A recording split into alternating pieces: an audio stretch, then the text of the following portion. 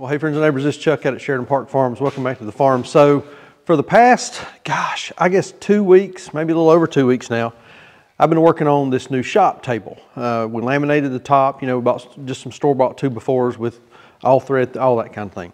We've done 2 videos on it up to now. So today's the 3rd video. This is going to be the last video on this. I'm going to kind of wrap this series up.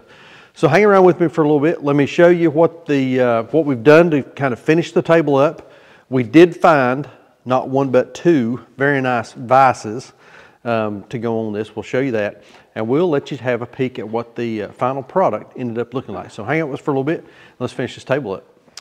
Okay, I have spent a couple of days planing and sanding and surfacing our top for our workbench, and I'm going to insert some of the footage on that right now. I ended up using a power planer, a Skil power planer that I've got to get the majority of the material off to get it started, and then I was able to, like I'd said in another video, buy a new tool. So I went to Harbor Freight, and I know a lot of people disown Harbor Freight, and I kind of get it to a degree, but I got a Harbor Freight Hercules orbital sander that runs on a 20-volt battery, and I've got some of the batteries, I've got some of the other tools, and I've actually been pleased with these. I like them. I've got an impact wrench, I'll show that to you, or an impact driver, I'll show that to you here in just a few minutes on something else that we've got. But got this, I think I paid 59 bucks for it, and I have sanded the entire top of this, and it's still going strong. I like it. It does have a variable speed. Let's see, can I show that? Variable speed, come on. So works great, been very, very pleased with it. Got some different sanding discs. It's a 5-inch sanding disc. Not a sponsored video, but real standard sanding disc. So got this thing down. We're pretty smooth. I had somebody ask me, did you check the level on your sawhorses to make sure that you were going to have a flat top? I did not. And I took a level, a 4-foot level, and have gone across this, and no, we're not exact. But I think for a workbench, that's okay. I've got a few high spots, got a few low spots, but overall, it's pretty close. So, for first time out, I'm not gonna complain or worry too awful much about that. I took my planer, my hand planer, and I have kind of trimmed the edges of this off so that we don't have these sharp edges where we had cut the bull noses off to kind of put a sort of a bull nose back on that. That keeps from tearing out and breaking those corners of the, right in here, the corners of these, the face boards off. So that's going to help that. Still need to cut the ends so that we square the ends up, but we're going to treat the top first. Had a couple of options on that. One was put polyurethane on, and I discounted that pretty quick. I'm not going to do that. Poly sits on top of the surface of the wood. And if it ever starts to crack or peel or you want to do anything different, you got to clean all that off, and it is a pain in the hind end to get cleaned off. So poly out pretty quick. That left me with boiled linseed oil or Danish oil. And I use a lot of boiled linseed oil. I use it on some handles for some tools and some other wood products and stuff that we got around here just for treatment to kind of preserve and nourish the wood and that sort of thing. The problem with boiled linseed oil is it takes forever to dry. So elected not to do that. So we're going to go with, excuse me, some Danish oil. Now I've seen guys do this different ways. I've seen them put it on with a brush. I've seen them roll it on with a roller. I've seen them pour it on and then just kind of smear it around and cover the top with it. I think that's what I'm going to do. I think I'm just going to pour this on and then move it around. The wood is going to continue to change over time. Moisture content, temperature, in the air, humidity, that kind of thing. Well, this wood should be pretty dry, not necessarily moisture content, but humidity. But at any rate, this wood is going to continue to change, and we need to nourish it and make sure that it stays, has a protectant on it and that kind of thing. And I think this Danish oil is going to work well for that. So once we get the Danish oil, we'll cut the ends off, then we're going to mount the vise. I told y'all I was looking for a vise, and I found not 1, but 2. Got a decision to make, and I'll show y'all those here in just a few minutes. Really excited about what I found. Got a what a deal. So let's get this Danish oil on here. We'll get this surfaced, or we'll get this coated, and then let's just kind of see where it goes from there.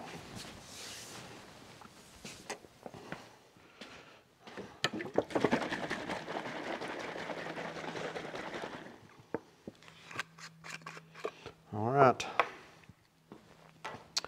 Moment of truth.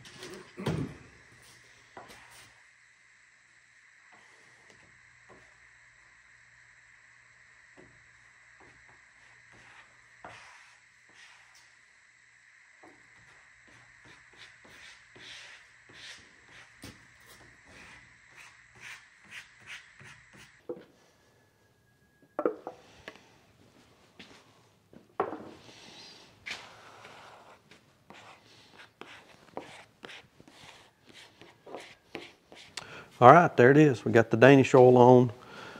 We've done the ends with just a sponge brush, but this turned out really nice. It's still wet, still damp, so we're just gonna let this dry, and we'll get to work on another little project. So let me show you what I found on a vise for this thing, and we'll get those off the truck and may work on them a little bit, we'll see.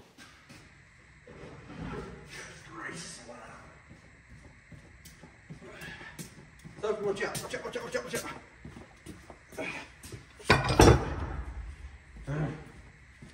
Not the wind. Not the wind.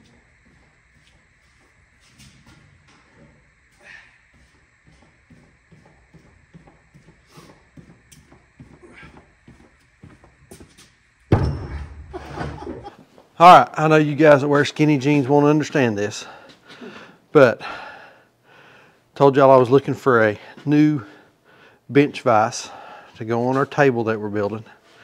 Well, I didn't buy one, I bought two. Found this little guy, found the baby vise here, which is I think it's either a 5 or a 5.5 inch jaw. Snap-on brand on Craigslist, or excuse me, on Facebook Marketplace. Went to look at it, was talking to the guy, and he said, I've got another one back here, it's a little bigger. And he had this one. This is it's either a 6 or a 6.5. Let's get a tape measure out and we'll measure it. This one is also a snap-on. The badges are gone off of it. The badges are gone. But this one had some copper soft jaws that go on it.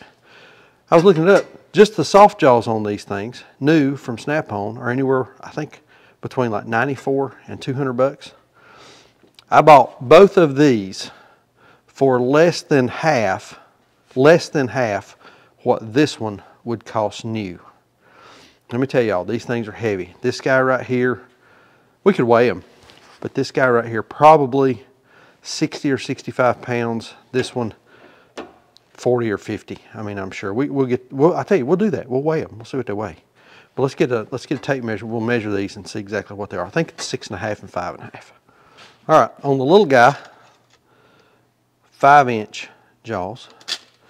On Big Papa over here, 6.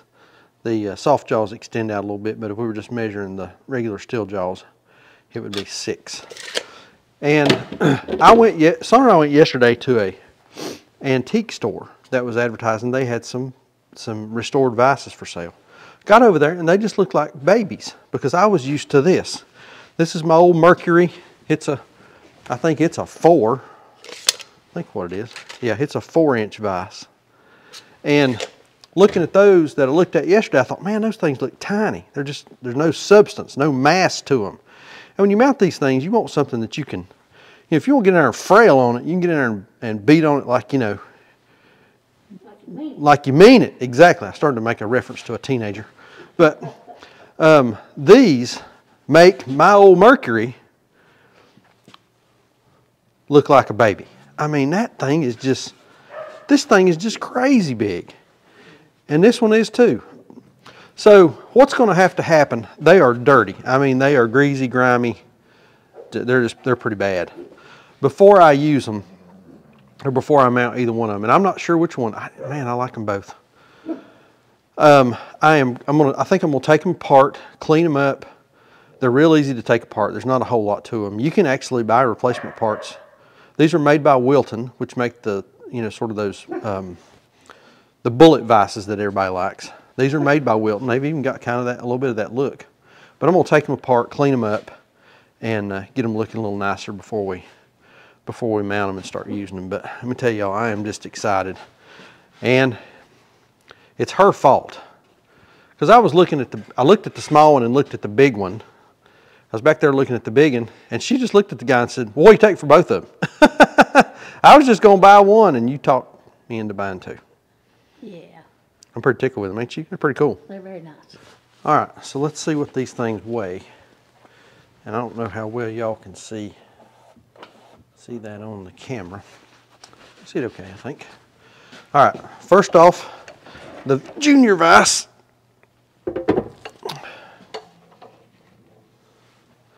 46.8 pounds on the little guy.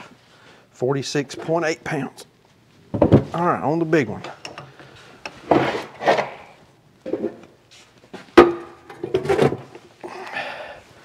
The big one, 70.4. 70.4 pounds. So there's the difference. That big one is it's a monster. It's huge.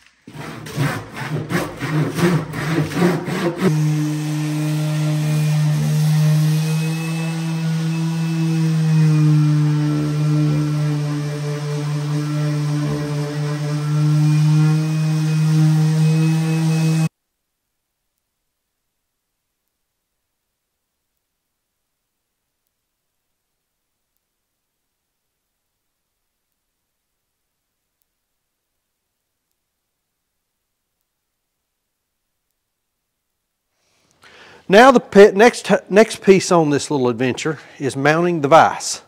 And this is one of our big snap-on vices that we showed unloading there a little while ago, or in another video, I don't know. Snap-on vise. I bought this, I got 2 of them for about half the price of what a new one would cost. So really happy with that. But anyway, took it apart, got it cleaned up. We're ready to mount.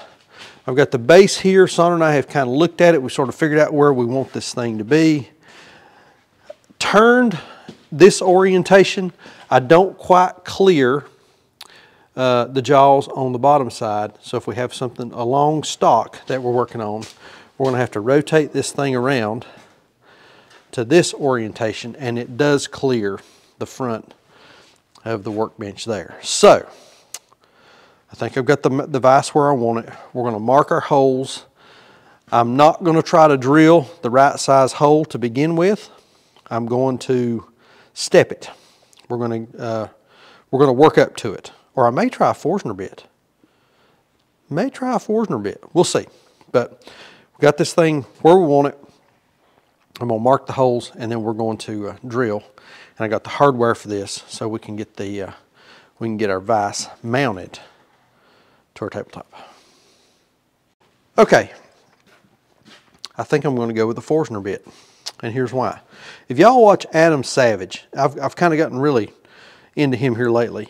He's a famous for Mythbusters.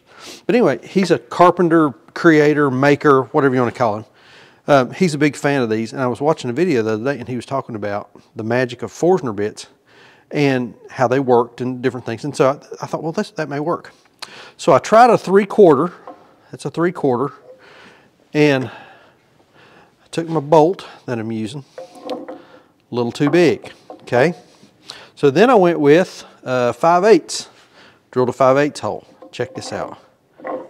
Perfect. Very little wiggle on that. So I think now I got a blowout back here, but this was just a test. But I think I'm going to go with this Forstner bit and see how that does. We can try it on one hole. If it doesn't work, we can back up and punt and do something different. But I think we're gonna try the Forstner bit. So I've checked, and we are clear of our awl thread. So here's where our awl thread. So we're clear of it. This is the one I'm concerned about, being so close to the edge and having a blowout. But I think with that Forstner bit, I think we're going to be okay. And then the rest of them, we should be in good shape. We're back a good distance off the front, so I think that's going to work. So here goes nothing.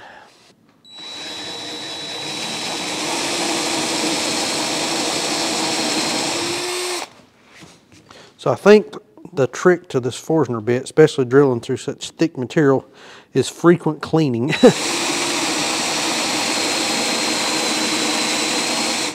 Frequent debridement of the hole.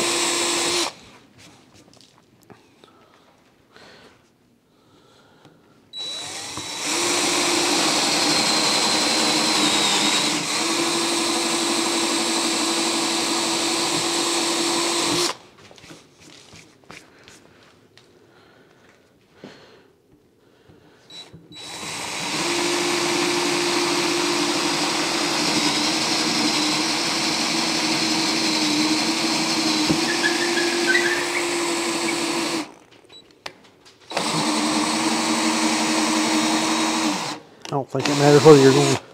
Huh? I said I don't think it matters whether you're twirling that thing forwards or backwards trying to come out. All right, that works pretty good. Looks better than that. Oh, nice.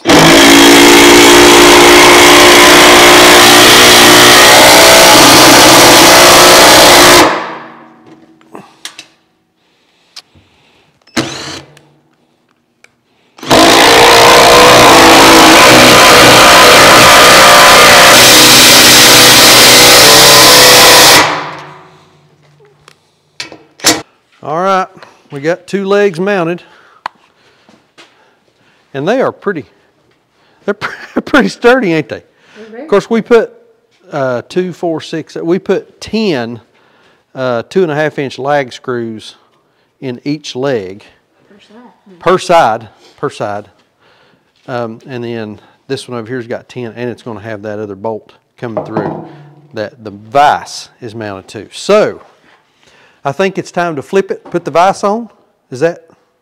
I think so. Is that this is the grand finale. Yeah, this is kind of the culmination of what we've been working on. All right. Let's see how this works out. We'll take the legs this way.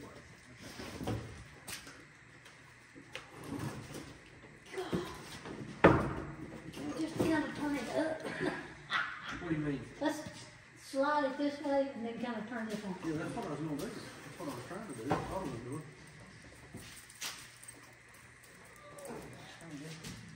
Yeah, farm, cousin. Come this way with it.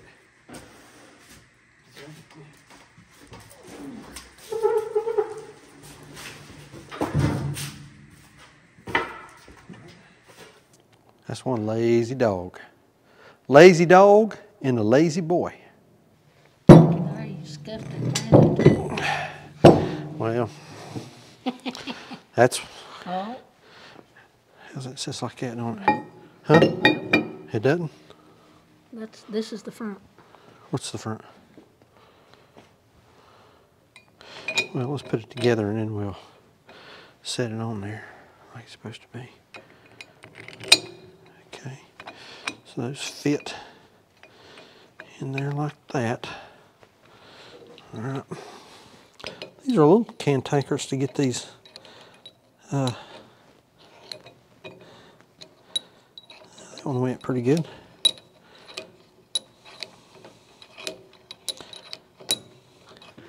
That thing is just heavy.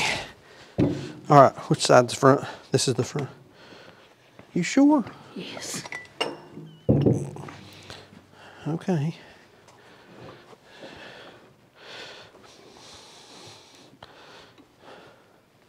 You reckon a guy wearing skinny jeans could find something like this at IKEA? All right. This is really the moment of truth right here, I guess, ain't it? You know. Well, that one worked. Okay, let's see. Let's spin this thing around.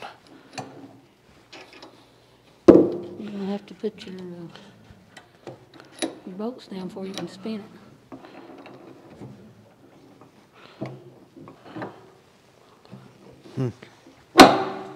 Like that? This one too. All right, hand me that hammer back there. Oh, it's going. There we go. Now you can. I got one more to go.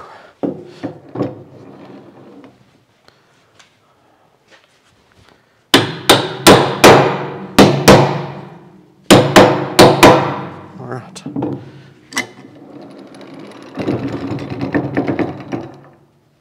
Okay. So the way we're putting this together, we've got I think that's a 5/8. We got a 5/8 bolt through. Then I'm going to put a regular washer, a lock washer, and then a nylon nut on that thing. So this vise should not come off. Something comes apart, something's wrong. Yeah. Yeah.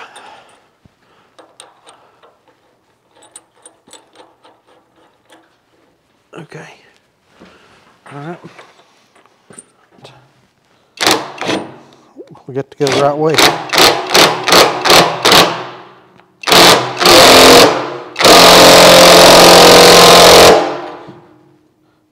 Oh yeah. Under the corner. This Huh? other corner. This one up here?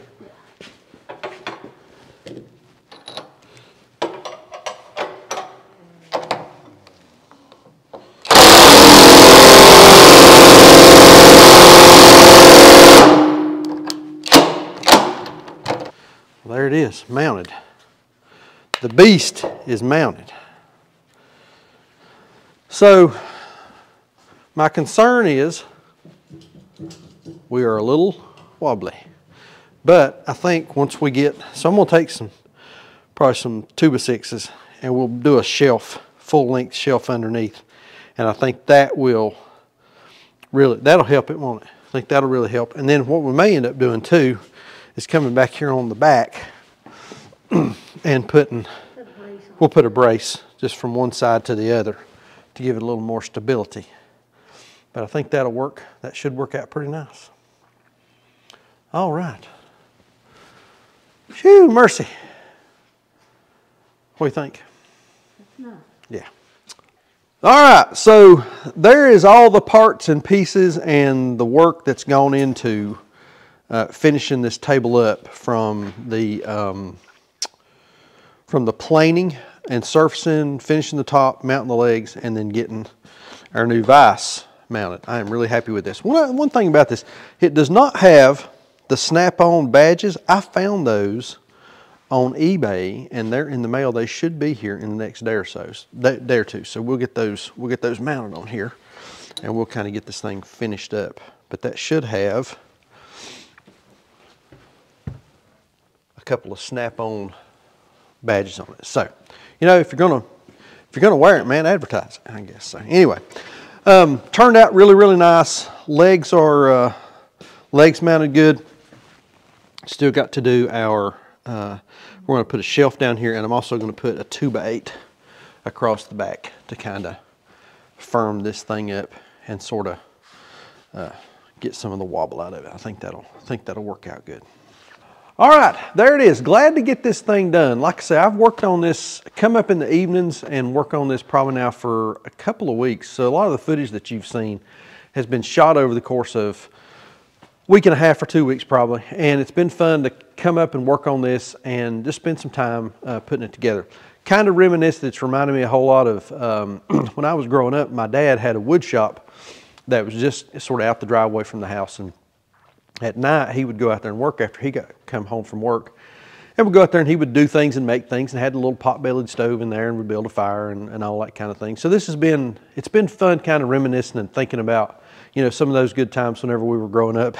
The funny thing was he always liked for me and my brother, my brother's about 3.5 years younger than me, he liked for us to go out and stay with him. And at the time, you know, when you're 9, 10, 11, 12 years old, man, you'd rather be in the house playing video games or watching TV or whatever it was. But it's been fun to kind of reminisce and think about time spending with him in the shop and that sort of thing. So very therapeutic, considering that he just passed away a couple months ago. So I've really enjoyed spending time out here and doing this. So hope you guys have liked it. I know it's been something different. It's not pigs or chickens or cows, but it is something a little bit different. And hope that you've enjoyed it. So like we always say, please keep us in your prayers. May God bless you and your families, and we'll see you on the next video. Thanks.